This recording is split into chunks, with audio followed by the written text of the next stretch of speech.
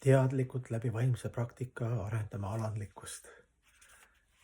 Kui me alandlikkust koos vaimse praktikaga arendame, siis meil ei ole vaja nii palju probleeme. Loodus ja karma neil ei ole vaja. Need enam lihvida seda hinge kalliskivi. Sest nii kaua, kui me solvume, süüdistame, eks ju, kõik see kibestumise energia, nii kaua me tasume kätte, räägime taga, võitleme vastu, täna sina võitsid, ma ei anna alla, eks ju. Kogu maailm ongi selle gruuviga nagu. Aga kui sul on loomulik alandlikkus, sa saad aru. Sul on juba mingi läbi väikse vaimse praktika oled aru saanud, mis käkki sina kokku oled keeranud. Alguses mina olen normaalne. Puhastusprotsess teeb niimoodi, et sa oleks südames nägema, kas või selles elus, sul on nii piinlik, sa oled nii palju asju teinud vastu armastuse seadustele ja teistele elusolenditele. Et juba see koorem on selline, et see teeb sind nagu alandlikkus. Aga kui sul teadmisi ei ole, siis sa isegi ei saa aru, et näiteks, et sa oled liha söönud, et kõik söövad liha. Mis mina ka nagu teised, mina sündisin siia, mis seal siis nagu hullu on. Mingi hetk arenetud aru nagu, et see ei ole vabandus. Sina said liha, sa osalesid tapmisprotsessis, õdede venda tapmisprotsessis. Kui sul on võimalus ilma lihata elada, ma saan aru, et elad kuskil Alaskal, et siis ei saa ilma lihata. Või isegi budistid seal kõrgel mägedes kuskil, eks ju. Kuigi budism on ahimsa vägivallatuse aspekt, aga nad kuskil elavad seal mägedes, kus on lumi ja ei ole süüa palju, seal on nagu lubatud. Pühakirjad ütlevad seda aga lihtsalt kui palju me oleme kannatusi põhjustanud, siis tuleb automaatne alandlikkus ja suur osa probleeme läheb kohe vähemaks. Muidu sul läheb kogu energia, see solvumise energia, tasumise energia peale, kadeduse ja tagarääkimise energia peale läheb kogu elu. Sul ei jäägi aega nagu isegi rõõmu tunda. See on imelik selline filosoofiline fenomen, et mis ühele nektar on teisele mürk, ütleme, et kes alkoholi ei ole kunagi joonud või ei ole pikalt joonud, siis temal alkohol on nagu selline vähk, eks ju. Psüühikale ja kehale ei ole hea. Aga mõtleme mõni, kellel on see alkohol juba veres iga päev, tema 1 päev, 2 päeva ei saa, tema jaoks on see nagu põrgu. Eks ju, ta tunneb, et midagi on puudu. Vaata see suhtelisuse teooria. Kui sul transcendentaalset teadmisi ei ole, siis viibki sinnani, et lõpuks on, mõne jaoks on see perverssus, teise jaoks on see ekstaas. Kõrgkultuuri jaoks on teatud asjad perverssused, aga teatud asjad meie ühiskonnas on juba, et nagu õigustatakse, et see ei ole üldse haigus, see on selline normaalne seisund. Ongi valikuvabadus, erinevad teaduse tasemed ja dimensioonid ja näemegi siis enda ümber ka enda sees erinevad tõuse ja mõõnas ja üks hetk on nii, teine asi, eks ju. Aga niimoodi laialt võttes, eks ju, kultuur peaks siis meile süstima sisse maast madalast need kõrgemad loomulikumaid standardeid hinge jaoks, eks ju, omaksu püüdmatus, tänulikkus ja alandlikkus ja kaastunne. Aga see edusaladus pidi nii olema, et kõik teavad seda edusaladust, et kõrgema eesmärgi nimel tuleb hetkel mingitest mugavustest natuke loobuda. Et saavutada kõrgem eesmärk, kas see on mingi businessis või teaduses või vaimses elus üks sama energia seadus. Et küsimus on, kas sa tead, mis on eesmärk ja kuidas seda suurt musta auku siin südames täita hinges, eks igavaste väärtustega. Teadvustada ennast ja Jumalat oma suhet, et see nagu kõige tähtsamad asjad on siis meil vales järjekorras, mõeldakse, et üldse hinge asjadega kunagi vanaspes tegelen. Enne surma, et praegu tuleb toorest panna. Toorest tuleb ka panna, see on ka üks asi. Tähtis asi, esimese kihi eest hoolitseda, kehalise kontseptsiooni eest või et üür oleks makstud. Aga on teised peenemad kihid ja need on ära tõestatud, me näeme teiste pealt, iseenda pealt. Me võime tunnistada, mitte tunnistada seda, et hinge täidavad ainult vaimsed asjad. Ja kuna me oleme igavene hing algselt, siis me enne maha rauna. Nii kaua me jookseme, mõistus jooksutab meid ühest kohast teise nendes materiaalse maailma, nendes naudingutes. läbi füüsilise keha ja läbi meelte. Et nii lihtne see ongi, et tuleb siis transformeerida see mürk nektariks, aga siis sellest tuleb aru saada, et mis on mürk ja mis on nektar nagu absoluutsest vaatevinklist. Et nagu tunnistada seda tõde, et me ei ole see keha. Et kõik, mis meil on, kuulub Jumalale, tema on loonud, tema läbib, aga ta võimaldab meil seda kasutada armastuse mängus. Ütleme, et see on nagu väga raske, see on ka omaette tase, et aru saada, et mis standardid, mis on loomulikud siis sellised hingeseadused, nendest neid huvi tunda, neid õppida ja need siis lõpuks rakendada argipäeva läbi rituaalide või see on siis nagu saatana pakti puhastumise protsess, sellest ma nagu palju rääkinud. Mingi praktika peab olema. See on muidugi väga suur samm, kus me vaatleme, mõtleme, komistame, tõuseme, püüame otsida nendest ajutistest materiaalsetest kihtidest seda nektarit, mis tegelikult on selle mõttes mürk, et ta viib ainult rahutuseni ja hirmudeni ja kireni ja vihani. Et see lõpuks teeb lihtsalt haigeks inimese hinge. Kuigi väliselt võid lappida kinni, eks, et tõmbad ennast jälle täis, nii kui raske on. Meil on juba ära olnud, siis tõmbad jälle täis või tõmbad triibu ninna. Ütleme, et mina ja sina me oleme eksinud hinged ja keegi ei ole meist huvitatud. Isegi korraks paistab nii, või see on kõik ajutine. Täna on nii, keegi on huvitatud, homme oled jälle üksi. No ja siis keegi tuleb ja ütleb, et kuule, et ma uurisin sugupuud, tuleb välja, et sinu vana isa ja isa, sealt tädipoeg, onu, sealt liinist oled sa tegelikult Inglismaa kuninga suguvõsast. Ja kusjuures mitte eriti kaugelt. Aga sa oled nagu, kus seebast hea uudis, eks ju. Sa lähed sinna, ka nagu kuninga kotta, et tere, seal on ka oma etikette, kuidas löögile saada, et ma olen ka teie nagu sugulane, kõik vaatavad ongi nagu, siis võetakse sind vastu. Kõik lõpeb ilusti muinas, et sa oled ka kuninga laukonnas, oma tegelinski, oma kinnas. Samamoodi on siin materiaalses maailmas, et siin on ka näed, et sina oled, mina olen. Ühtepidi me oleme ühesugused sinuga siin samas ruumis, samas organismis, samas suures peres. Samal ajal erinevad, aga samal ajal mina ei aja ennast sinuga segamini. Mul on mingi oma kruuv, sul on oma kruuv. Ja me saame aru, et loodust ka vaadates, et mingi süsteem on, kõik on omavahel seotud, aga samal jälle täpselt värk käib, eks ju. Et kui sina oled isiksus, mina olen isiksus, loodus, ju seal on ka mingi teadus, kus on nii täpne süsteem käib, et teadlased on kogu aeg šokis, eks ju. Kuidas energiat omavahel transformeeruvad ja koostööd teevad elemendid. Ja ütleme, et on ka algpunkt. Et see, kes on kõik loonud ja on kõikjal, et miks temale peaks olema seda omadust, mis minul ongi. Minu oma nägemus, minu oma iseloom. Et see, kes on kõik loonud ja kõike läbib ja kelle lahutamata osake me oleme, et miks temale võiks olla sama omadust nagu minul. Et ma ei aja ennast sinuga sassi. Ja ütleme, et see on Jumal. Siis tuleb välja, et head uudised ongi see, et oli jutu alguse juurde tagasi tulles, et minu sugulane on algne absoluutne Jumal, kes on kõik loonud ja kes on väga hästi läbi veedad lahti seletanud, kuidas mateeria vaim toimib ja kuidas tema on ennast laiendanud ja kuidas süsteem palalaika käib. Ja see on hea uudis. Ja meil on siis tegelikult juurde pääs otse suhtlusele Jumalaga, eks ju. Selleks on siis protsess, reguleeritud vaimne elu, rituaalid. Meie ajastu soovitatakse püha nime kordamist, Jumala nime kordamist. Jumal on olnud miljon meetodi, kuidas siis meie igavene transcendentaalne sugupuu, eks ju, sugupuuks jõuda temani, eks ju. Et sinna igavesse, algsesse, loomulikku, spontaansesse, tingimusteta armastuse seisundisse oma teaduses. See on, Jumal on avatud selleks. Küsimus on, kui deliiriumis meie oleme ja samastamises. Mis värk nende rituaalide ja loobumuslikkusega on seal? Üks pühak kirjutas ka 100 värssi sellelt loobumuslikkusest.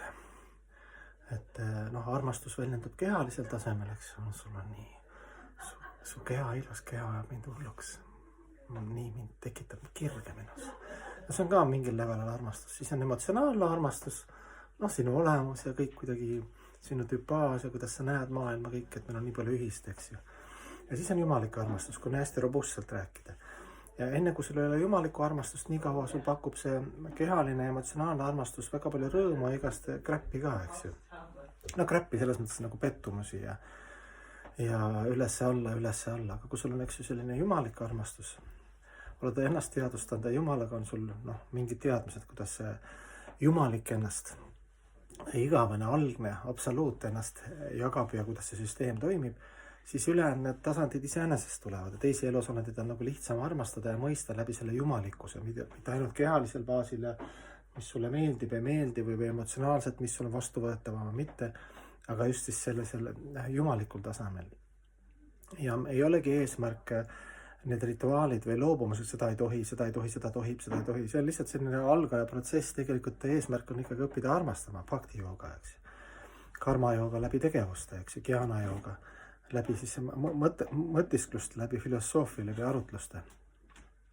Kõiki neid vahendeid kasutades siis ja läbi jumaliku siis me jõuame, jumalik, me saame aru, et jumalik, me ei ole, mina ja sina, me ei ole eraldi siis sellest jumalikust algsest igavesest aspektist, eks ju, absoluudist. Ja keegi ei vääri rohkem ega vähem, kõik on üks võrdne suur pere, armastuse pere, hoolimata nendest kihtidest, mis meid hulluks ajavad siin maailmas, eks ju. Need samastamised, kuidas nad tulevad ja lähevad ja pudenevad käest ja täna on nii ja täna on sõber ja homme on vaenlane ja kõik see kahesuse pull. Elas kord vana mees elu lõpusirgel, noored tulid, küsisid enne minekut, enne hinge välja minekut kehast. Et mis tal siis õppida on või et ta kogu elu üksi elanud, et miks ta siis ei abiellunud või leidnud naist, nii palju naisi on maailmas. Ütles, et ma otsisin täiuslikku naist. No siis noored küsisid, kas sa siis leidsid? Sa leidsin küll. Aga miks sa siis abiellunud või ikka elu aeg üksi elada olnud? Aga see naine otsis täiuslikku meest, mina olen täiuslik mees. Ja tema õppetund oli see, et mehe tugevus on see, et välja kannatada naise nõrkusi ja emotsioone. Ja naise tarkus on see välja kannatada mehe. Siis selliseid kalasi või kiikse. Mis see tähendab, et Jumal kasutaks meid hingesi, kes me oleme erinevates seal sugupooltes kehades, et üksteist lihvida läbi armastuse, läbi huumori, läbi õigel ajal ütlemise. See on eraldi pikk suur teema, kuidas me siis üksteist arendame. Jumal teeb spetsiaalselt nii, et algus on armamine ja pärast hakkab lihvimine, kus sa pead hakkama õppima tolerantsust ja peale kehalise kontseptsiooni lähed nagu hingele lähemale, et hinnata seda hinge, kes on viitsinud sinu kõike seda kräpp välja kannatada ja ikka sellest hoolimata näeb sinust head ja sina õpid temast head nägema. Ja selline ilus muinasjutu lõpp, vana mees, eks ju, tegi omad järeldused ja ütles noortele, et hinge tasemel me oleme kõik täiuslikud, aga selles maailmas nii kaua me samastame ennast kehaga, nii kaua me oleme kõik pidevalt libastume valede ettekujutuste, illusioonide, viha, kadeduse, pettumuste küüsis oleme, eks ju, et sellega tuleb arvestada. Kui sa hakkad kellega kokku elama, et sealt tuleb nagu staffi ja vastupidi, eks ju. Kellel on see hea kogemus? Mul on see hea kogemus, et ema armastab meid sellise, nagu ma olen, et see on päris võimas power. Et kui sa oled isegi iseennast, kopp on iseenda lolluste ees väga sügav, aga sul on keegi isiksus, peale minu ema on veel ka vaimne õpetaja, kes näeb minu hinge, kes võtab mind sellise nagu on, et nende armastusega õigus sellest. Tegelikult ema teab ju, mis sul luru ma olen või kuruga, aga mul on kindel hea tunne. Ja samamoodi on ka Jumalaga, eks Jumal on seda kinnitanud. Tema pöörama nägu kunagi ära. See kõrgem isiksus, tema näeb ka meie puhast olemust algselt. Lihtsalt käib väike lihvimine, pai ja präänik ja vahepeal väike range moment elus. Jumala kehastus, Chaitanya Mahaprabhu oma teenriga käisid ringi ja pühades paikades ja palverännakule.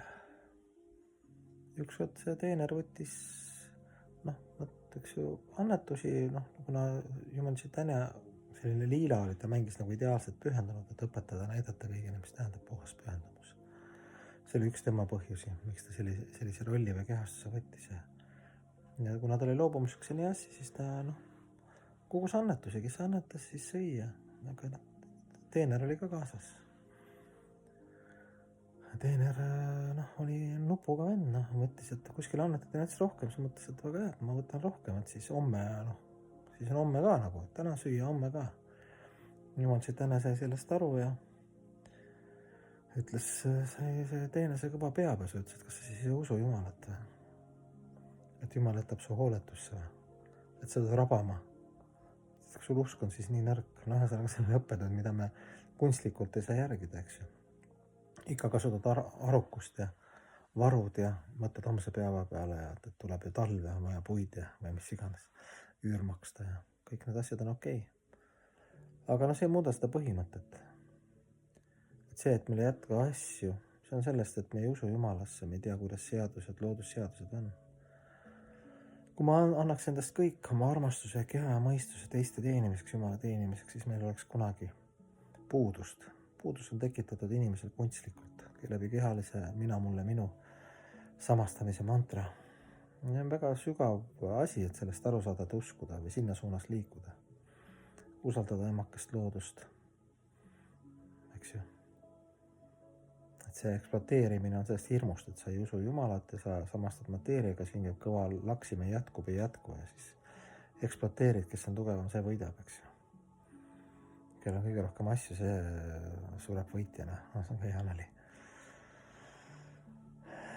Sellised väga huvitavad, sügavad elutõed, et loodus on harmoonias, Jumal on kogu aeg siin ja praegu. Meie oleme pööranud siis oma iha, viha, kadedusega, laiskusega, enesekeskusega, selja loomulikele loodusseadustele. See, et loodus on täiuslik, alati jätkub kõigile kõike. Ja isegi majanduslikult on seda analüüsitud, kuidas inimesed majandavad emakese loodusega. Tegelikult loodus on niimoodi tehtud, kõigile jätkuks kõike. Aga see on eraldi pikk teema. Tere! Täna on ärinurk, businessi inimeste psüühika, läbi nende psüühika siis elule lähenemine. Ärimees ütleb, et ära räägi mulle seda jumbo mambot. Mina ostan, müün, vahetan kogu elu ja minu elu mõte on, kuidas kasumit teenida.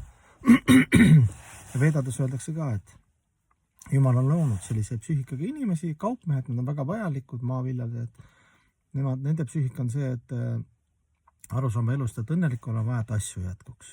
Süüa ja asju, mis on täitsa loogiline ju.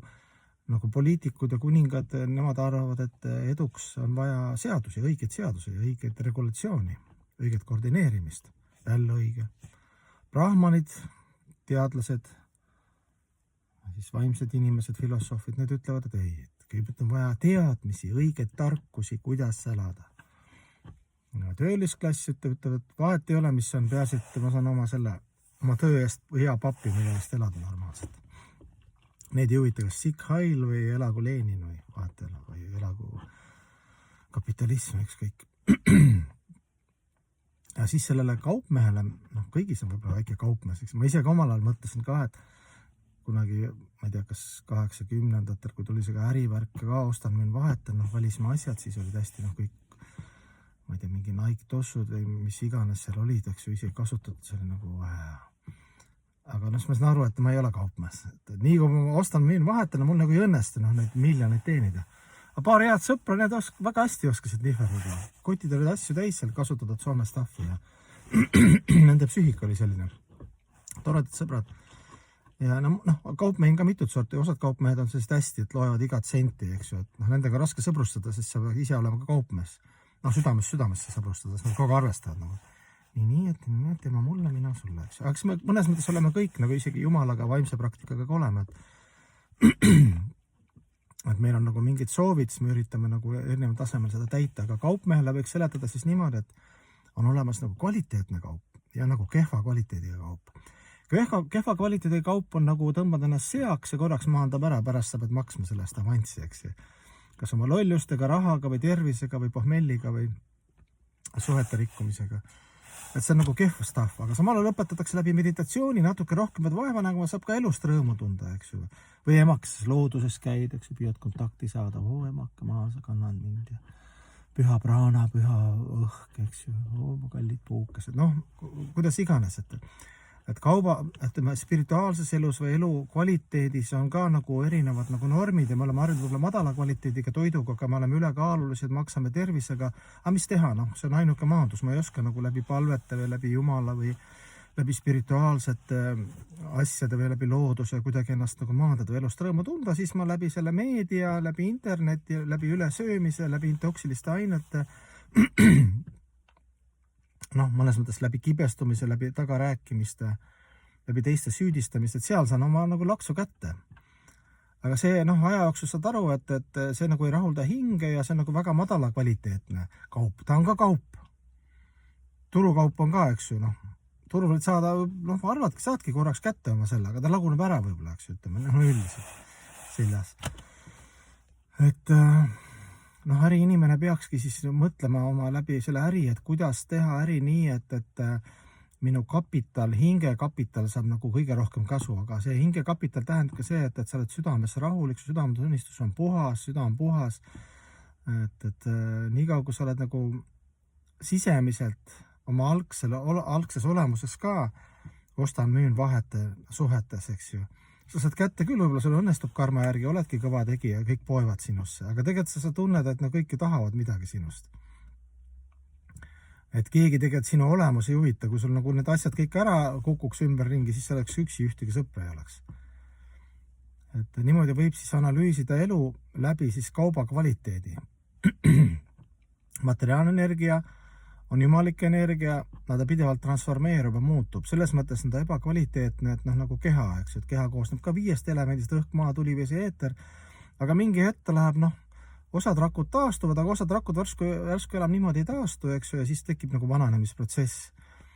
Ja sa saad aru, et okei, et ma panustasin kogu elu keha peale ja läbi meelte, või see maitsmine, haistmismeel, nägemismeel, kuulmismeel, kompimismeel, läbi nende meelte ma läbi keha üritasin nagu õnne kogeda ja siis vaatad, et kui järjest nagu hullemaks läheb. Keha läheb vanemaks, meeled ei ole nii terased. Ja mõtled, oot, mis nüüd saab, see kaup hakkab riknema, eks ju. Vananemisprotsess. Siis tuleb mingi vend põõsast ja ütleb, et on veel peenem keha ka, nagu peenkeha, mõistus. Okei, sa üritad läbi mõistuse, läbi meditatsiooni, läbi palve, läbi selle peenkeha psüühilise energia hakata elu nagu kogema ja sealt vaata, seal on ka päris raske protsess, need peab vaeva nägema. Aga hea kaup ongi kallim, peadki teda nagu ta ei ole võimalik kerge leida, et teda osta, sa pead nagu rabelema rohkem ja siis mõni on vapsee ulmemees, ütleb, et sa oled igavene hing, sa pead üldse muretsema, et hoolitse küll oma keha eest selle igasuguse kauba eest, aga tegelikult hingel on vaja hoopis teise kvaliteediga kaupa, antimateriaalset kaupa, omakosa püüdmatu teenimine, eks ju, headus, see tingimusteta armastus, kaastunne, tänulikkus, alandlikkus, kõik see empaatia, kõik need sellised imelised omadused, mis tegelikult on kõige väärtuslikum kaup, eks ju. Selle kaubaga sa saad olla igal pool ja igavesti, igas olukorras, isegi kogu maailm sind vihkab, isegi kui need teised kaubad on riknenud. Selline kaupmeeste ärinurk. Valikuvabadus on selles mõttes suhteline, et me teeme valikuid, aga need valikud on tingitud mingitest meie mõistuse kogemustest, näiteks kutsuvad mingi koer ammustas, eks ju, väiksest peast. Ja see talletab mulle, eks ju, alateadusesse, mälestusse, kogemusse. Ja niimoodi me kogume elus siis erinevaid kogemusi, üleelamisi, positiivsed, negatiivsed ja sellest kujuneb meie maailmavaade, kuidas me vaatame sellest paradigmast, millest me räägime, eks ju, et meil on mingi teatud nurk, 2 inimest karjuvad üksteise peale. Mõlemil on omamoodi õigus, eks ju, aga neil on see maailmavaade. Nad ei oska vaadata selle inimese, see teise inimese vaatenurk, tema oma vaatenurk, oma kogemus, oma nägemus sellest. Ja see on nagu lihtne printsiip, aga sellest aru saada, isegi me oleme selle ära unustanud, me ei tea, kuidas meil on kogunenud need luupe, need arusaame ja kogemusi sellest ja sellest tekib meie maailma nägemus, meie elu filosoofia, mis on õige, mis on vale, mis on tõde, mis on väär. Ja selles ongi point, et seda alguses tunnistada, et kui sina ütled, et sa saad aru, siis sul on vale. Sellepärast, et saad oma nurga alt aru, mis on osaliselt õige, aga ta ei ole suur tõde. Sellepärast, et oma paradigmat või elu muuta, Selleks peadki neid väga sügavalt sukelduma ja kuidas öelda, kaevamas, et päris raske protsess, aga printsiip on hästi lihtne, et kui sa seda suudad nüüd paradigmat, elu vaatevinklit muuta, eks ju, algus kas või teoorias proovida, siis ülejäänud on hoopis kergem.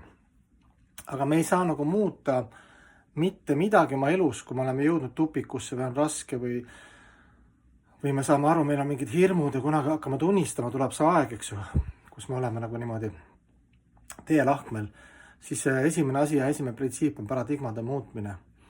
Üldmaailma vaade, lihtsalt katsetad, sul pole kaotada midagi. No on jama, muudad veel, eks ju. Aga see on meil ladestunud niivõrd sügavalt isiklikudest nendest traumadesse, alateaduses, see, kuidas me maailma näeme.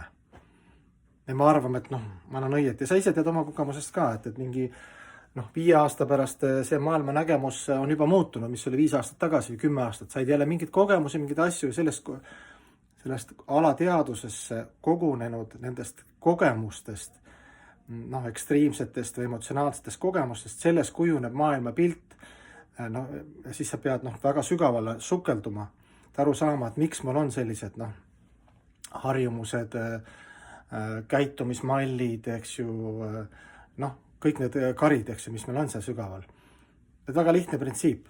Lihtsalt tuleb tarku raamatud ja tarku inimesi häid eeskujusid läbi selle saada uus paradigm, proovida, katsetada. Et maailma natuke vaadata mingite muude nurkade alt, et äkki on.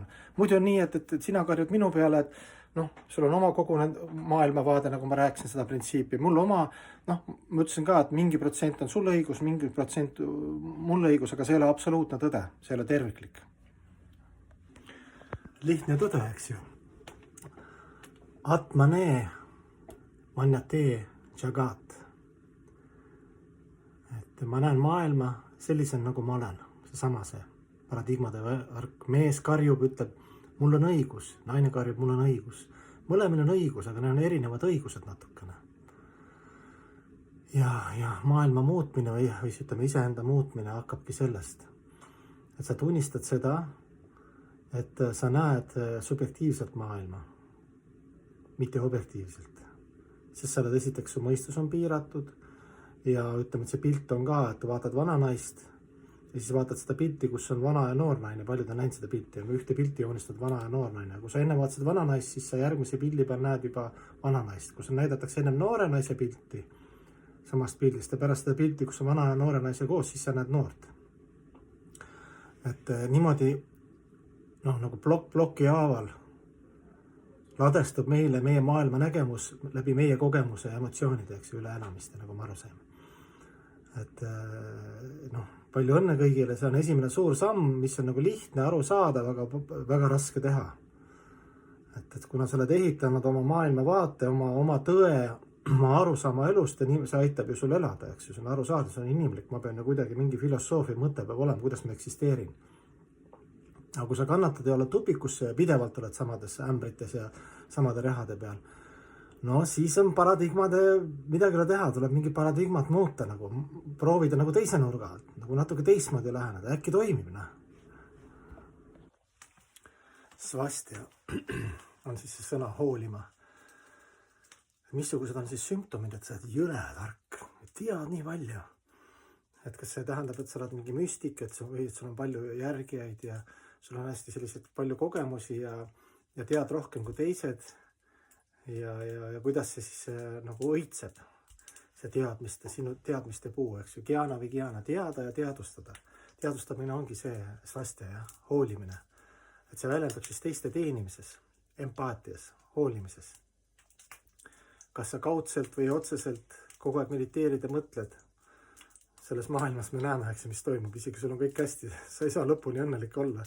Sisemiselt me oleme kõik õnnelikud, algselt hingena, eks, vedad kinnitavad. Aga mis toimub nagu? Kõik on katki. Nii palju iha, viha, kadedust, eks inimesed kerjavad armastust läbi interneti nagu mina, et saada laike, mis iganes. Nii et olgu siis see võrdusmärk meie teadmistele hoolimine, teistest hoolimine, teiste teenimine. Kõik peame saama iseenda liidriks, enne kui me üldse midagi suudame siin majandada.